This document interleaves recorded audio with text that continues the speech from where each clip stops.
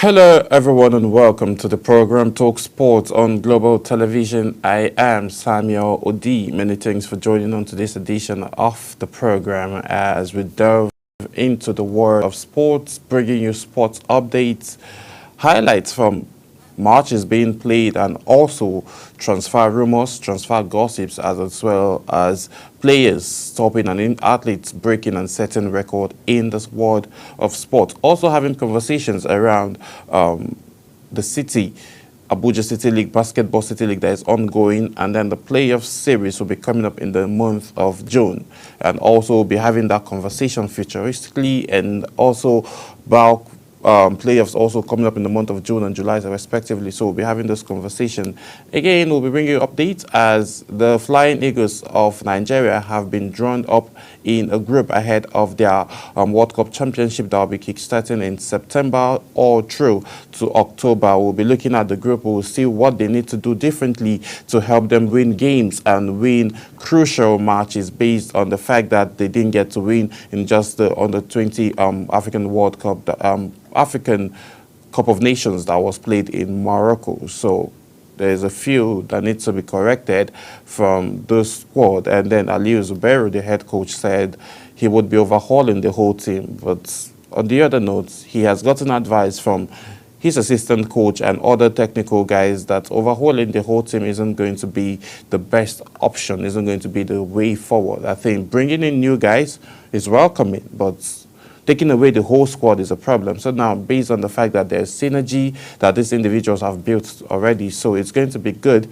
if new players just come in and join the chemistry that they have, and then that would help them be very, very clinical when they come in the front of goal ahead of the preparation for the World Cup that will be kickstarted in September and October. Yes, so in the game 5 between the Indiana Pacers and New York Knicks, New York Knicks won the game early hours of today, and then now they are still pushing and fighting the series. They pushed for a game 6 to see if they would be able to be leveled. If they'll be leveled at 3-3 apiece, or Indiana Pacers will get on the game 6 and then advance into the NBA playoffs. So we'll see how that happens, which will be happening later still this weekend, as you all know. OKC Thunders, that's Oklahoma City Thunders, have found their way into the NBA Finals as they defeated Minnesota Timberwolves in the game that was played yesterday. And it shows that SGA emerged as not just the season's MVP player, most valuable player, but also the Western Conference League Finals MVP. So 2 in a row. So we would see what would happen if they get to face either New York Knicks or Indiana Pacers in the NBA Finals, if he would emerge as the NBA Finals MVP. So we'll be having those conversations. And also the National Sports Festival has come to an end, and the former president of Nigeria was there at the closing ceremony. And in his words, he said, "Let the flame lead across the country, in schools, communities, and in work environment," as he bids farewell to the athletes that came from all over Nigeria to perform at the National Sport Festival, which is one of the prestigious and oldest sporting events that happens here in Nigeria. So we'll be having all of those conversations and more immediately after this break. Stay with us, we'll be right back.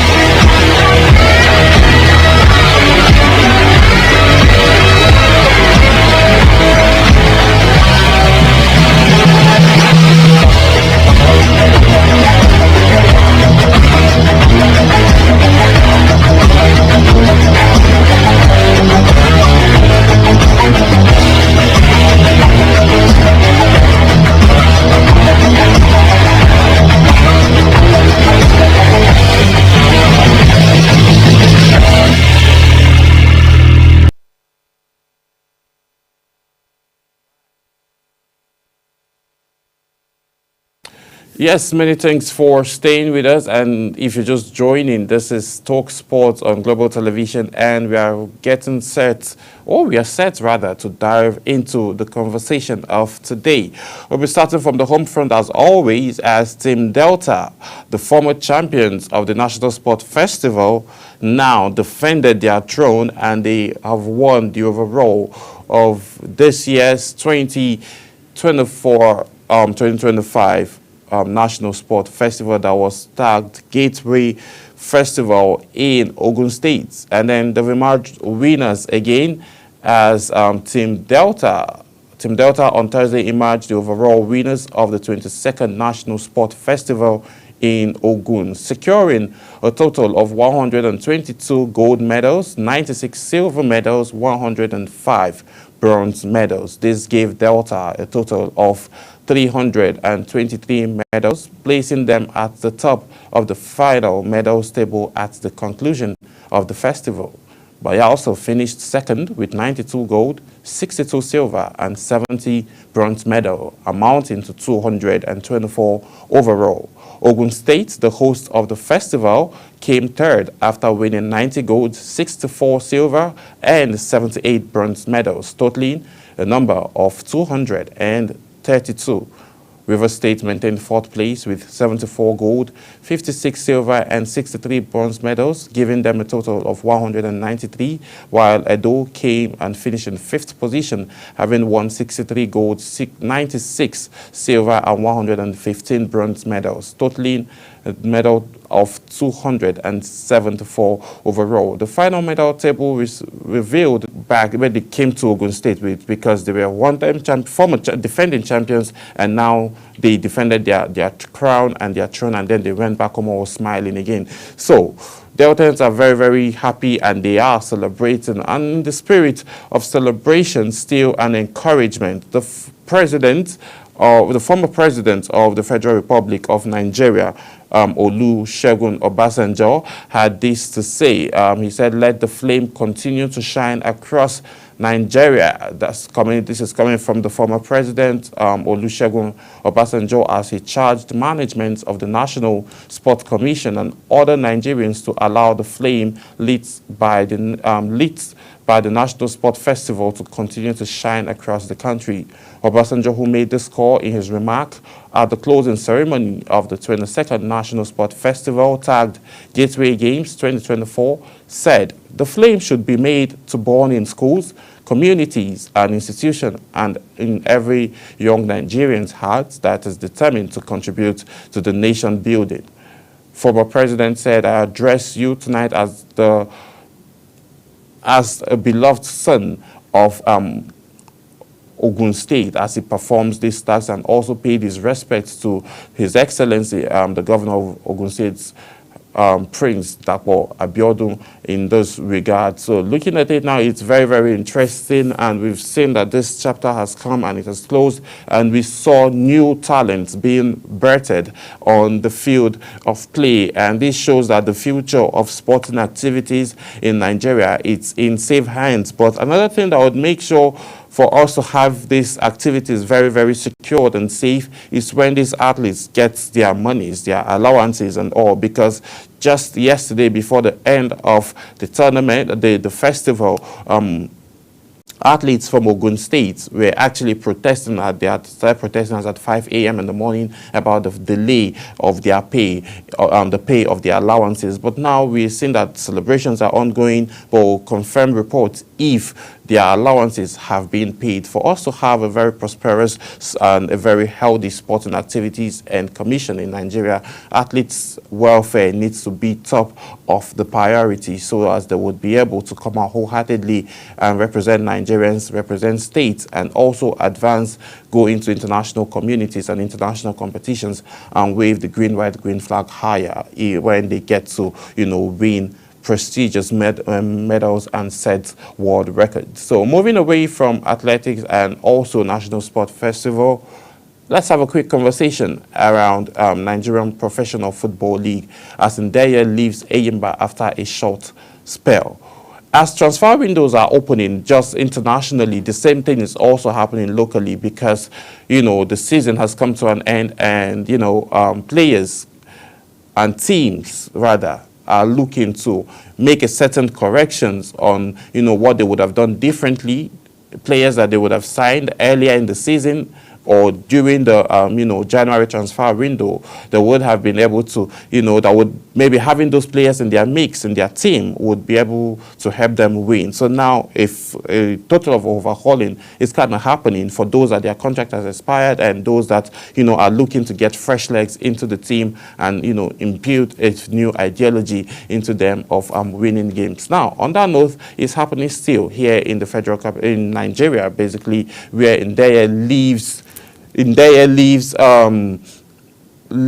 Eyimba after a short spell. Former Super Eagles forward Brown Ndeye has penned an emotional farewell message to Nigerian Premier Football League and PFL side Eyimba. Ndeye parts ways with People's Elephant following the conclusion of the 2024-2025 MPFL season. The 36-year-old appreciated the club's hatchery for giving him an opportunity to represent them. The veteran forward scored 4 goals in 10 league appearances for the People's Elephant this season. And again, his future is unknown. We don't know if this is him retiring or if he's still going to remain in the club. So we would see what that would happen. Ndeye is his name, and he penned down a final goodbye note with the People's Elephant. That's talking about the Eyimba of Aba, former champions of CAF and also former champions of the Nigerian Professional Football League. So whatever he decides to do at 36,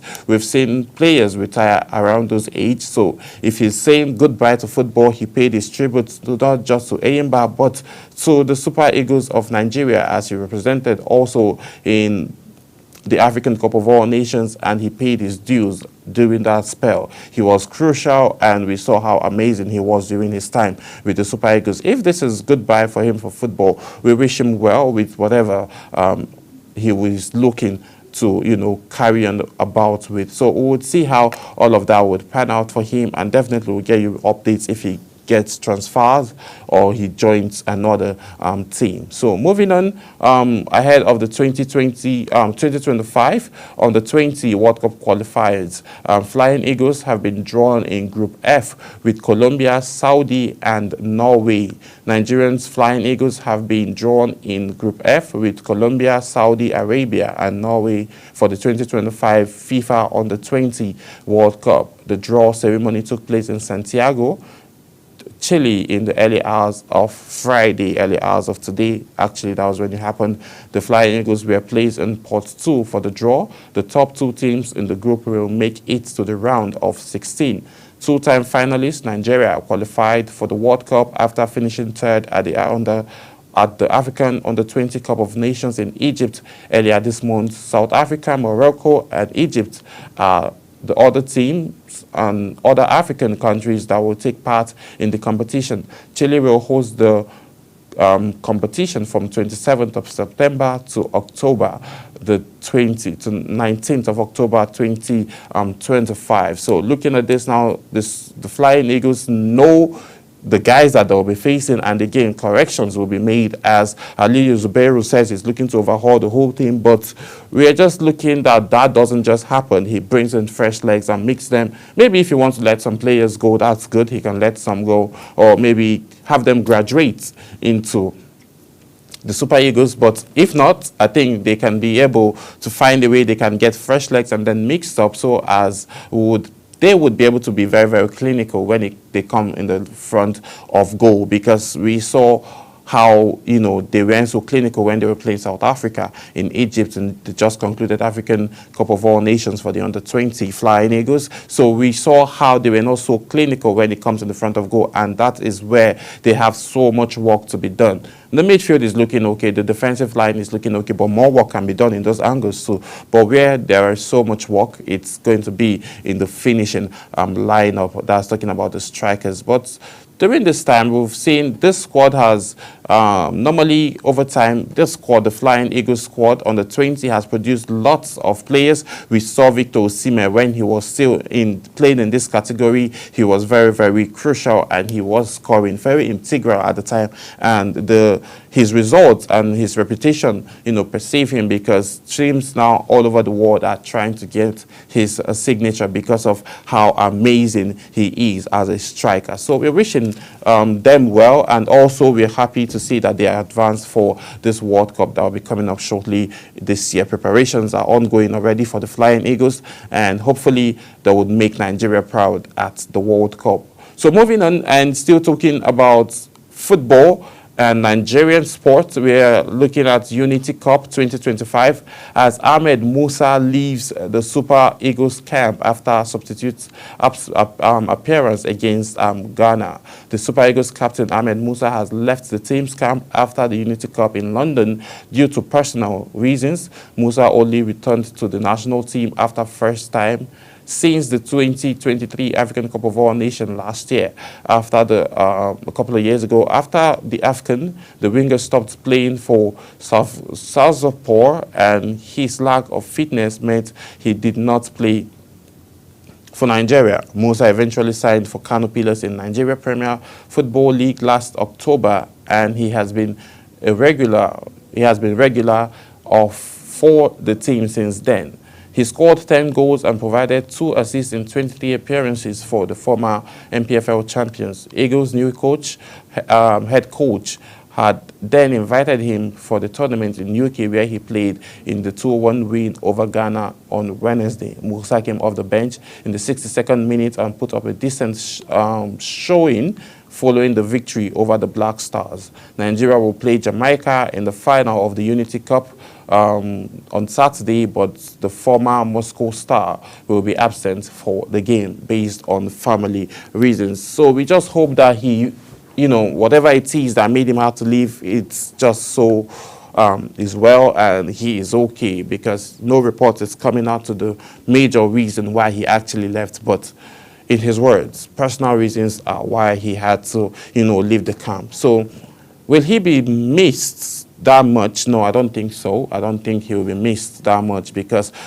the squad is very, very healthy, and we're sure that the Super Eagles will be able to handle whichever task that they have and whichever team that they have that they'll be facing, which is the Jamaicans. So we don't think that would be an issue for the Super Eagles. They are still the defending champions of the Unity Cup that was played over 2 decades ago. That was in 2004, as they merged champions of the Unity Cup competition. Now they are looking to go ahead and defend that title on Saturday. So we'll see if they would be able to have the best laugh ahead of Jamaica in that competition. And then we're hoping that whatever Ahmed Musa is feeling and the reasons why he left might be resolved soon, and he should be able to go back to what he loves doing best, because he might be needed for June and July World Cup qualifiers that would be played. So moving away, still talking Unity Cup, Frederick replaces Uche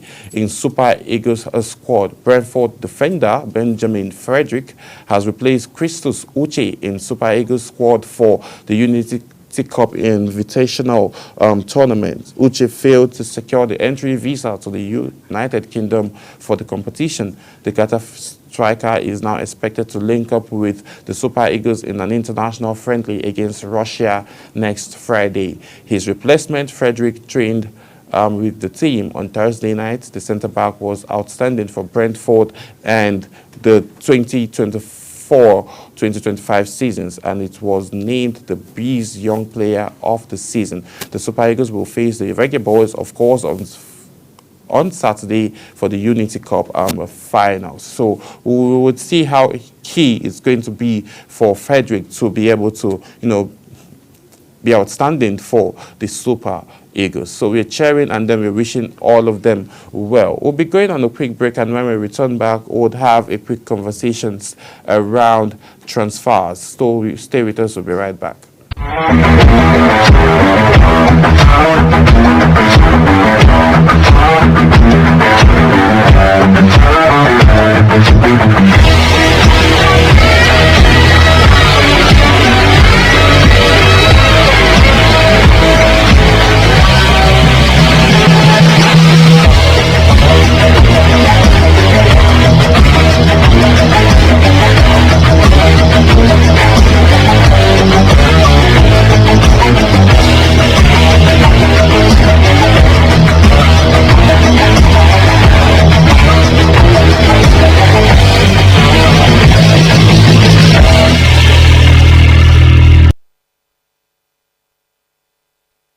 Yes, many thanks for staying with us. Now, transfer windows are, would I say, fully open on 100%? Yes, they are fully open on 100%. Chelsea ready to sign Real Madrid player for Mahrez after the lap deal.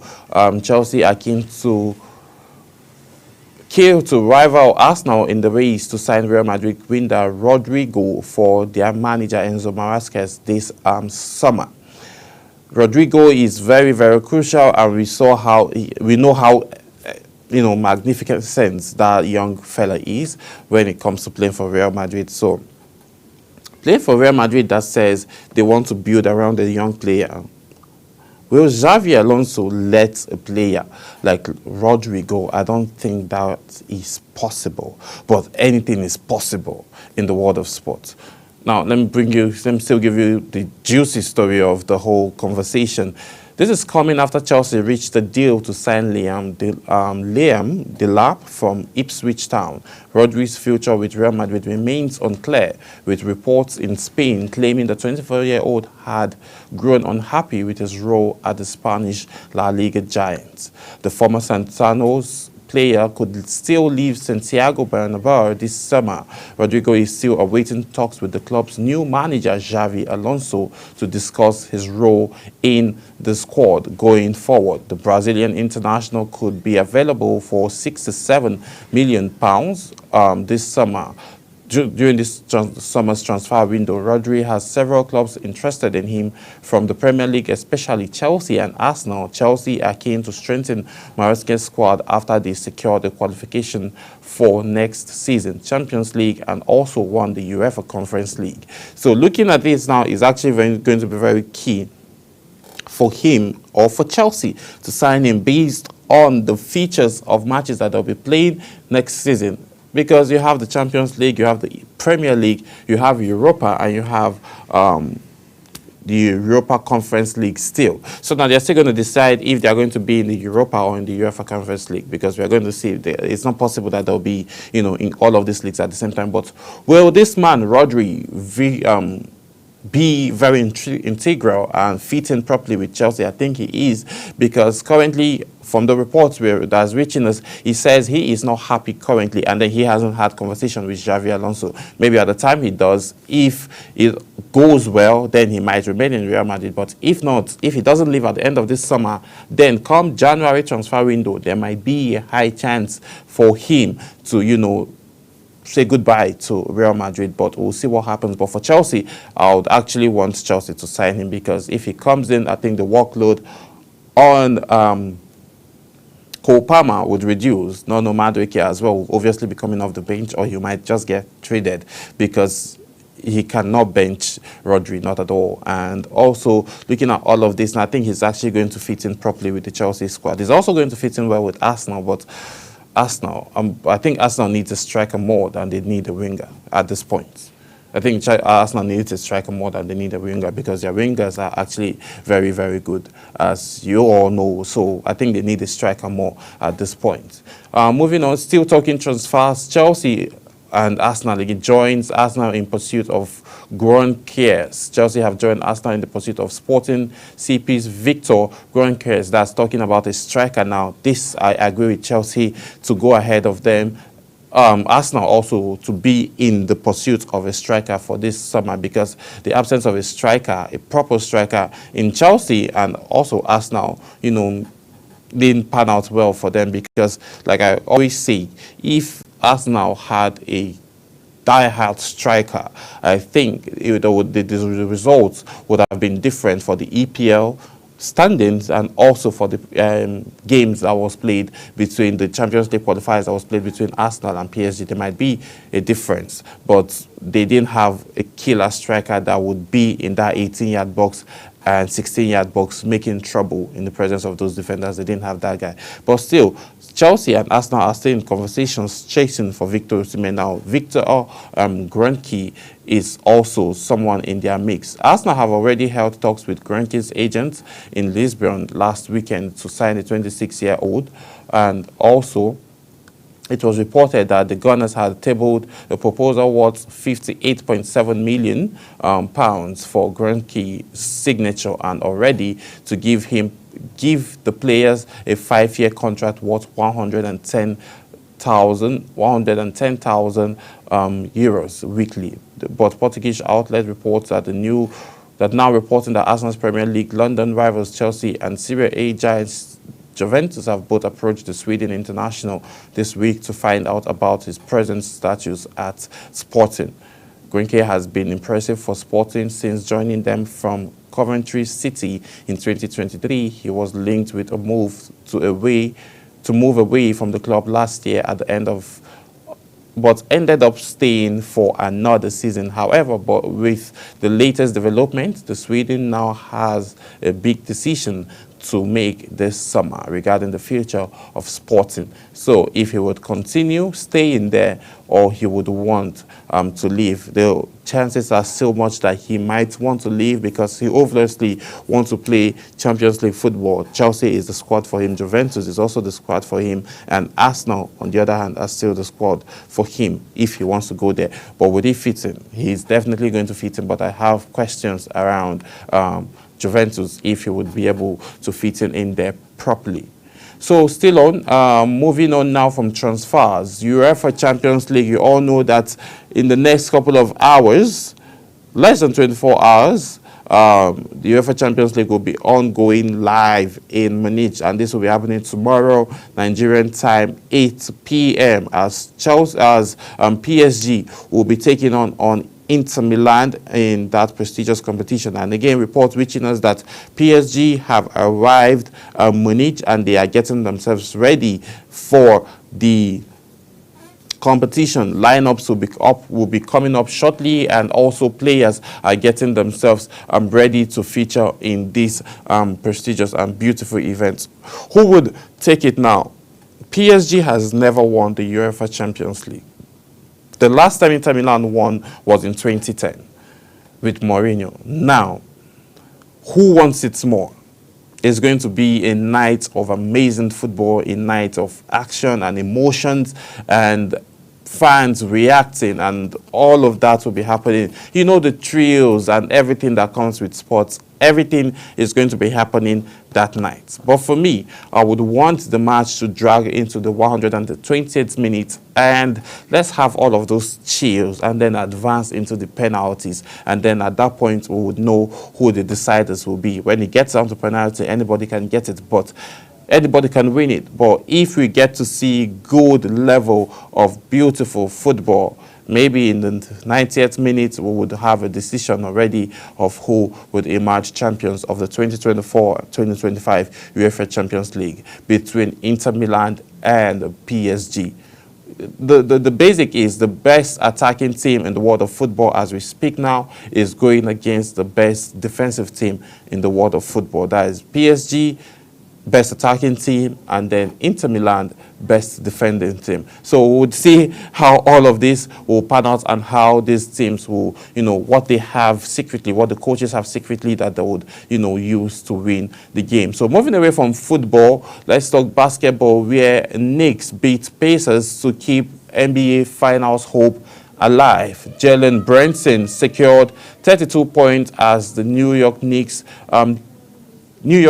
beat Indiana Pacers to keep their hopes alive in their hope of reaching the NBA Finals. Indiana remained one win from clinching the Eastern Conference Final, but the Knicks climbed up to 100 111-94 home win to cut the deficit to 3-2 in the best of 7 series. Karl Anthony Towns played through a knee injury to record 24 points and 13 rebounds as the third seeding Knicks led throughout. And then he says, I look at the game and it was a game 5 do or die. Towns said that was pretty much all I needed